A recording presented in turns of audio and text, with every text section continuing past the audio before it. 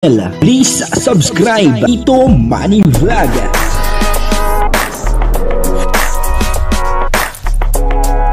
Payagan po si Tito Manny Vlog na mag-reactor para pambiling gamot sa kanya pong karamdaman. Wala man siyang records ng ng awayan.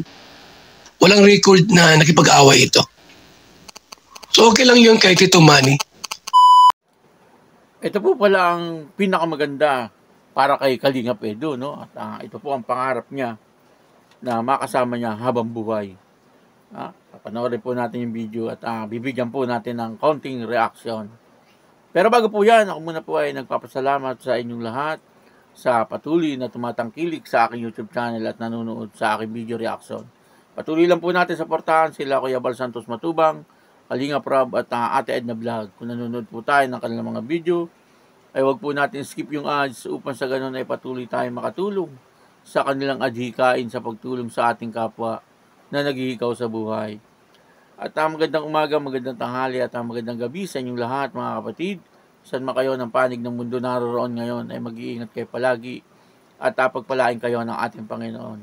Ito po yung video na kung saan ay ito po pala ang pinakamaganda para kay Kalingap Edo at ito po ang gusto niyang makasama panghabang buhay at tuwan-tuwa po siya nung makita niya po ito.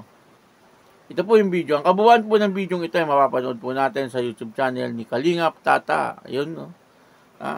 Portahan po natin si Kalingap Tata.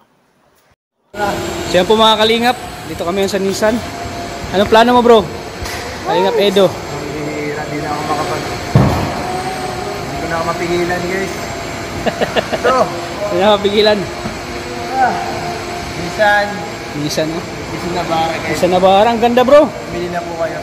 Oh, grabe bro. Ganda. Ganda ng kulay. Ganda ng kulay oh. Kulay pa, siya? Walang pula. Walang pula. Nakapang ng kustura, no? Ano naman? Pagka nakasakay ka dito, Nako, pastilan. Angas mo dito, kuya. Angas. Astig nga bro. Sobrang astig bro. Oh. Hirap ay 1 tonelada pa nga, oh.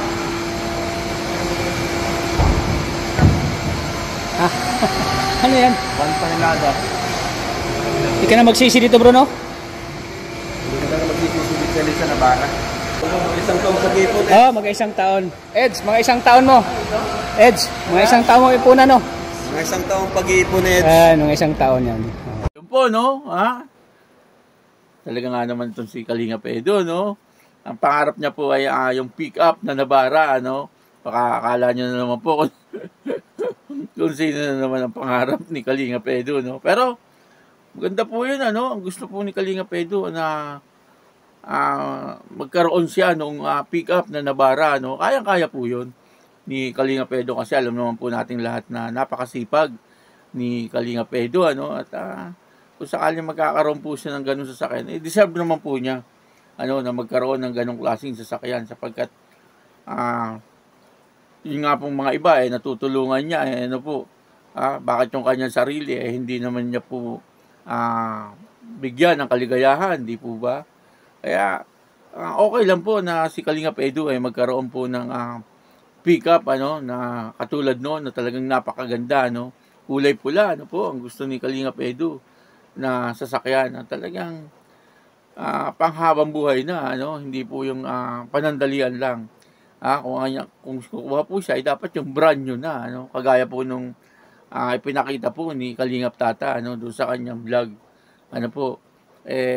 Okay po yun, kasi siyempre, pag siya po ay nag-i-scout, kargahan niya po, nung mga pinamimigay niya ng mga grocery, minsan package pa, dala-dala niya doon sa kanyang motor, at minsan karga-karga niya po, katulad po nung one time napanood ko po yung nagdala siya ng package kila Hana, talagang napakabigat po noon, kasi ang laking package po, na punong-puno ng mga damit, yung package na yun, pero kung meron po si Kalingap Edo na Navara, isang kargahan lang yun sa likod, po.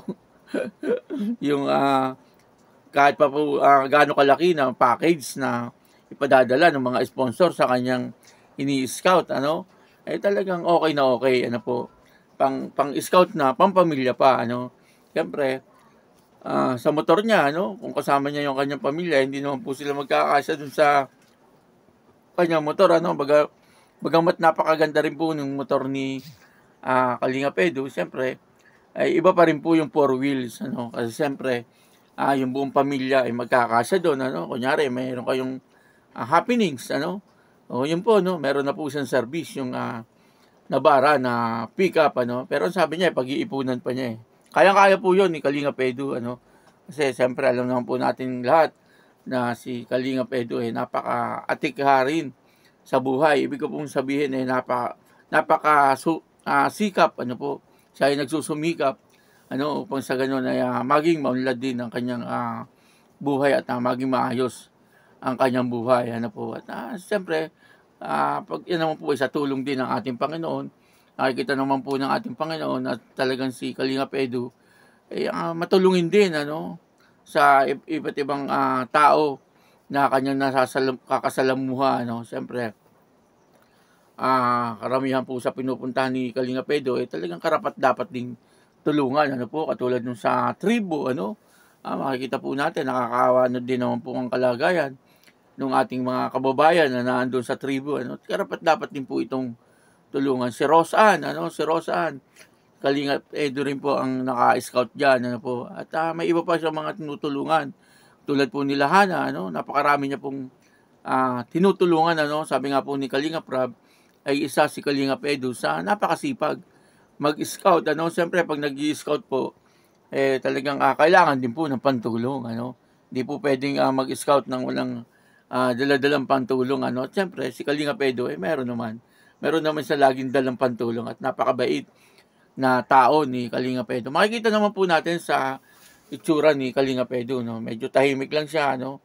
At pag tinatanong nga po siya minsan, eh, siya pa po nahihiya, eh, na hindi siya sumagot doon sa mga tanong, ano? Kahit medyo ano na, no? Medyo malalim na yung tanong sa kanya, no? Kumbaga hindi nakarapat dapat itanong sa kanya. Eh, pinipilit pa rin niya po na sagutin, ano? Kasi siyempre nakikita po natin na yun na nga, mabait kasi si Kalingap Edu, eh. Kaya ang galing niya po harap sa mga tao, ano. Magaling po siya makipagkaibigan, ano po. At talagang pinagmamalaki din po siya ni Kalingap Rab, ano, bilang isang hindi lang po sa nagtatrabaho siya kay Kalingap Rab.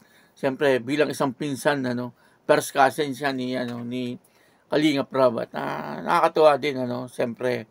Dati po si Kalingap Edu, mahihain yan, ano. Di po natin makikita yan na talagang yung sabihin yung salita. Hindi po ganoon, ano. Kumbaga talagang tahimik lang po siya dati, noon, ano. Pagka may mga vlog siya po, isang cameraman din ni Kalingap Rab noon, ano. Pero ngayon talagang malaki na rin po ang naging improvement ng buhay ni Kalingap Edu. Sa kanyang personality talagang napakalaki na rin po ng kanyang improvement at yung kanyang buhay, siyempre, ay masasabi natin na umasenso na rin. Ano po, at ngayon nga, sa kanyang YouTube channel, ay napakaganda ng takbo, ano po, ng kanyang YouTube channel. Kaya patuloy lang po natin suportahan si Kalingap Edu, ano, na sa ganun ay patuloy po siyang makatulong, ano, doon sa mga taong mahihirap. At yun na nga po, ano, ang kanyang mentor ay sila Kuya Bal Santos Matubang, ano, si Kalingap Rab, ano po, na talagang doon din po niya nakuha yung kanyang style, ano, sa pagtulong. Ano po, kumbaga ay talagang sabi niya, tao sa puso ang dapat na pagtulong, ano, hindi yung pakitang tao lang. Si Kalingap Edu ay sabi nga po ni Kalingap Rab ay totoong tao, ano, kung sa mga makakausap din lang ay talagang itong si Kalingap Edu ay totoo, ano po. Kaya yun po, no, suportahan po natin ang Team Kalingap, ano. Ganun din po si Kalingap Tata, ano po. Suportahan po natin Kalingap Tata. At syempre po ang founder ng Team Kalingap, ano, si Kuya Bal Santos Matubang, Kalingap Rab at Ate Edna Vlog. At ako po si Tito Manny Vlog na nagsasabing God bless you all. Diyos mabalos. At sana, ano, mabili ni Kalingap Edu yung Navara na pick up, ano po. Maraming salamat po.